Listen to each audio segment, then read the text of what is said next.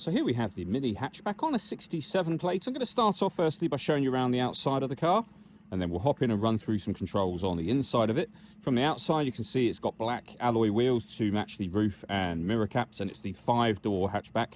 We'll start off inside the boot space first. As we approach the back of the car, you can see we have reversing sensors, plenty of boot space, along with that 60/40 split folding rear seat as well. Okay, so we're just going to work our way back around to the front of the car, and then we'll hop in and run through some controls on the inside of it from there. Just briefly before we climb in, I think it's well worth seeing the interior from this exterior point of view. There's plenty to run through on the dashboard, so let's hop in and we'll do that now. Okay, now that we're inside the car, we're going to start with the dials. On the left-hand side, we have the rev counter, we have the speedometer in the middle, and the fuel gauge on the right-hand side. Within the speedometer, you can see the total miles for this car. They are 42,338.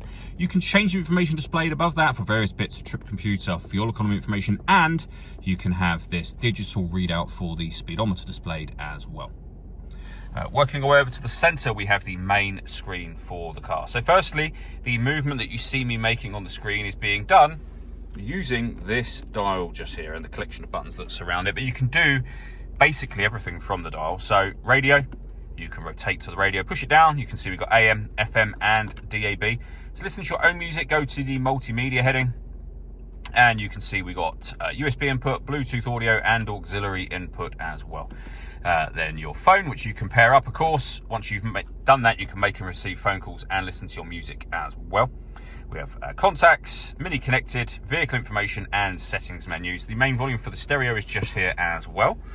Below that, you can divert the car's air conditioning to any of these directions that you wish to. You can, of course, change the fan speed here as well and the temperature inside the car. The air conditioning is on at the minute. That's off.